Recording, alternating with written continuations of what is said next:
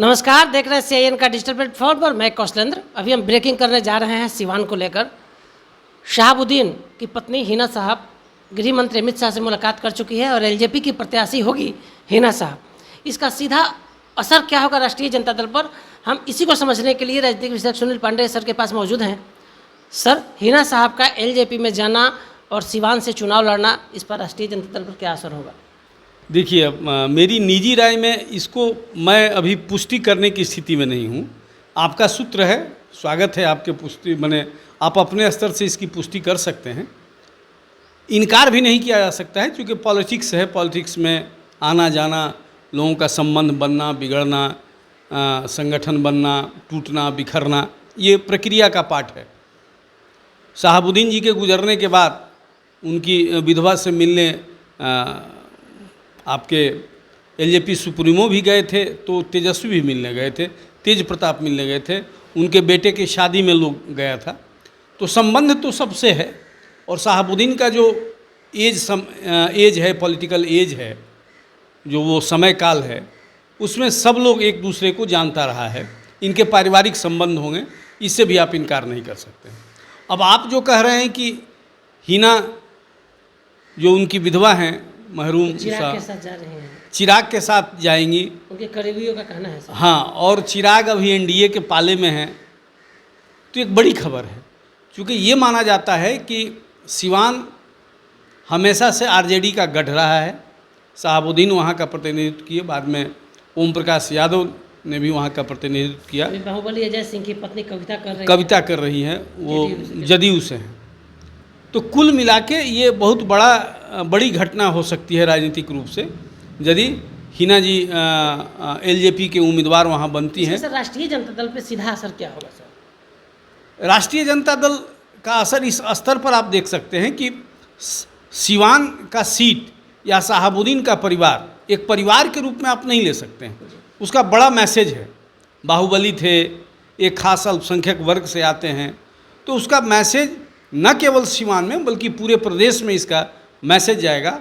और चूँकि RJD का बेस वोट में मुसलमान शामिल होते हैं, MY आज भी इंटैक्ट है उनके साथ, और मुसलमानों का यदि वो वोट शहाबुद्दीन के नाते या उस परिवार के नाते बिखरता है, टूटता है, या एक भी वोट यदि लॉस होता है, तो RJD के लिए सीधे तौर पर बड़ा लॉस माना जा सकता है। तेजस्वी यादव अभी नेतृत्व कर रहे हैं पार्टी का। 3 घटना देखने को मिला राष्ट्रीय जनता दल का। सुधाकर सिंह, नीतीश कुमार के कारण बैकफुट पर सुधाकर को इस्तीफा करना पड़ा। उनके जो मंत्री चंद्रशेखर हैं और विभाग नहीं जा रहे हैं, इधर आलोक मेहता भी नहीं जा रहे हैं। तो राष्ट्रीय जनता दल अगर हिना साहब राजद छोड़ देती है तो क्या ये नेतृत्व पर भी बड़ा सवाल उठेगा सर? बिल्कुल। लेकिन अभी आप जो ये शब्द कह रहे हैं कि तेजस्वी RJD को देख रहे हैं, मैं इससे असहमत हूँ। लालू जी की सक्रियता बढ़ गई है। लालू जी अपने पूरे फॉर्म में, पुराने फॉर्म में आ गए हैं। उम्र एक बड़ी बाधा है, बीमार हैं, वो अलग मसला है। लेकिन जो ऊर्जा, अभी पिछले दिनों जो एक वीडियो वायरल हुआ था बैडमिंटन खेलते हुए, मैंने लिखा भी था कि इनका स्वस्थ हो जाना कई लोगों को राजनीतिक रूप से बीमार कर सकता है। तो ऐसा नहीं है कि तेजस्वी का कोई निर्णय है या तेजस्वी को अभी उस फॉर्म में आपको देखने की ज़रूरत है। लालू जी हैं, और लालू जी के रहते यदि ये जिन घटनाओं का चर्चा आपने किया, ये बेशक ये घटनाएँ जो हैं RJD के लिए घातक है, इसमें दो राय नहीं है। अब इसको किस तरह से, चूँकि राज्य का मुखिया नीतीश हैं, महागठबंधन के मुखिया नीतीश हैं, उसमें बड़ी पार्टी RJD है, तो किन मुद्दों पर अब इन लोगों के बीच में क्या सहमति असहमति बनी है कहना मुश्किल है। लेकिन लबोलुबाब जिस दिशा में आप कहना चाह रहे हैं, सेहत इनकी बेहतर नहीं कही जा सकती है। इसे आप, इस बात को आप मान सकते हैं। सर, सूत्र बता रहे हैं कि सलीम परवेज को अल्पसंख्यक नीतीश कुमार की पार्टी से उनको अल्पसंख्यक विभाग का अध्यक्ष बनाया गया, अल्पसंख्यक आयोग का।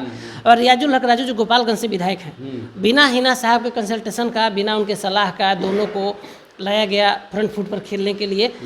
क्या हिना साहब दोनों पर भारी पड़ेगी या कमजोर पड़ेगी? हिना साहब, सलीम परवेज और जो राजू है रियाजुल हक राजू।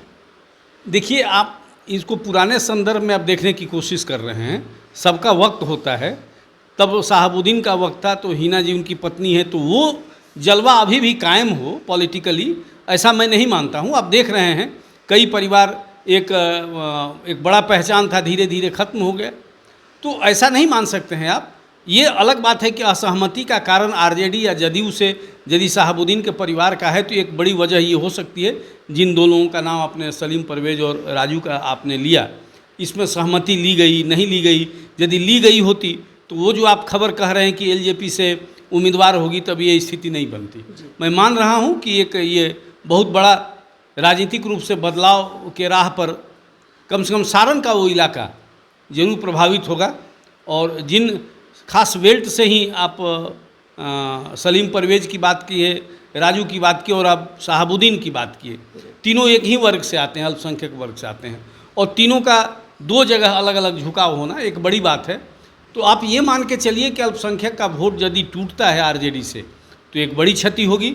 लेकिन ऐसा नहीं है, चुनाव आने में वक्त है और लालू जी अभी पूरी सक्रिय तौर पर यदि आते हैं तो अभी भी लालू का एक बड़ा मैसेज अल्पसंख्यकों के बीच जा सकता है और इसको रिकंस्ट्रक्ट करने में कामयाब हो सकते हैं। हिना साहब का एलजेपी आर के सुप्रीमो चिराग पासवान के साथ आना चिराग को कितना फायदा पहुंचाएगा सर? चिराग को तो दोनों हाथ में लड्डू है, चिराग को इसमें क्या बुरा है? चिराग उस कोटे में हाथ डाल रहे हैं जो इनका कभी नहीं था, या उतनी मजबूती से उनकी पैठ अल्पसंख्यकों में नहीं थी, और हिना साहब का आना अल्पसंख्यकों में उनकी पैठ को मजबूत करेगा।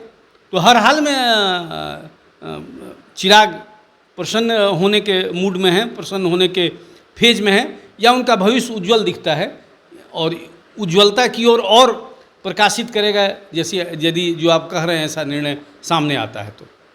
तो आप सुन रहे थे राजनीतिक विश्लेषक सुनील पांडे सर को। सर ने साफ कर दिया कि हिना साहब का एलजेपी के साथ आना चिराग के दोनों हाथ में लड्डू है। राष्ट्रीय जनता दल का थोड़ा कमजोर होना भी प्रदर्शित करेगा जब हीरा राजद छोड़ देती है, लेकिन लालू यादव का ग्राउंड पे फील्डिंग करना कहीं ना कहीं अल्पसंख्यक वोटरों पर क्या असर डालता है तो वोटर्स निर्णय लेंगे, लेकिन एक झटका तो निश्चित रूप से होगा। और सीएन स्पष्ट ब्रेकिंग कर रहा है कि एलजेपी की प्रत्याशी अब होने जा रही है सिवान से हिना साहब। हमारे सहयोगी सन्नी मिश्रा के साथ कौशलेंद्र, पटना से।